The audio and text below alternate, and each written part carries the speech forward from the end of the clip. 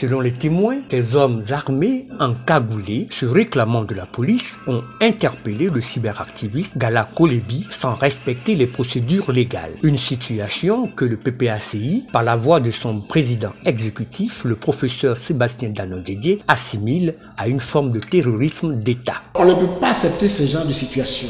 Autrement dit, nous nous retrouvons dans une situation, dans un régime, je l'ai dit, dictatorial, mais un terrorisme d'État. Ce n'est pas pour la première fois, ce n'est pas la première fois qu'on nous attaque ainsi.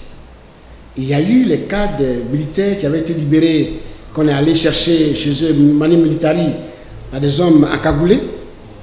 Ils les ont amenés. Il y a eu le cas de Dosso Charles Rodel, ça s'est passé, je crois, le 5 novembre dernier. Et c'est comme ça se répète. Moi-même, je vous parle, j'ai été enlevé de cette manière. Un certain 2 mai 2015, venant du congrès de Mama. Donc c'est la méthode que le pouvoir utilise. Cette méthode est inacceptable. C'est ce qu'on appelle le terrorisme d'État. Ça veut créer la terreur sur le pays pour que les gens qui ont envie de parler ne puissent pas parler. Et ça, c'est pas acceptable. Donc nous sommes venus pour dénoncer cela de façon vigoureuse. Pour dire que si on se dit un pays de droit, il y a un minimum de choses qu'il faut respecter. Un minimum de comportement qu'il faut avoir. Dans nos informations, on devait dire que cette opération lugubre a eu la caution du procureur de la République. C'est ce qu'on nous a dit. Est-ce vrai, est-ce faux? Mais si le procureur de la République cautionne une telle opération, je ne sais plus dans quel état nous sommes. Parce que le procureur, il est censé protéger les Ivoiriens. Il est censé protéger les citoyens dans tous les domaines. Donc nous nous appuyons sur lui pour être protégés.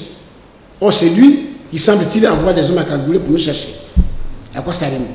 Face à cette arrestation jugée illégale, le PPACI a décidé de manifester son mécontentement par des actions symboliques. Une première illustration est venue de M. Liabi Douayoua, ancien ministre de la Communication et vice-président du Conseil stratégique et politique du parti. Invité à une cérémonie officielle par le porte-parole du gouvernement, il a décliné simplement cette invitation, marquant ainsi son opposition. Je ne pouvais pas aller m'afficher au cours d'une cérémonie en train de boire du champagne ou en train de décorer, en train de prendre des photos de famille avec un ministre qui se trouve être porte-parole du gouvernement. Et là, alors que je ne sais pas où est-ce qu'on a amené Gala Kolebi. C'était pour moi un cas de conscience, c'était un devoir de solidarité. Il faut savoir que nous autres là, dans les partis où nous sommes là, la solidarité est inscrite dans nos gènes.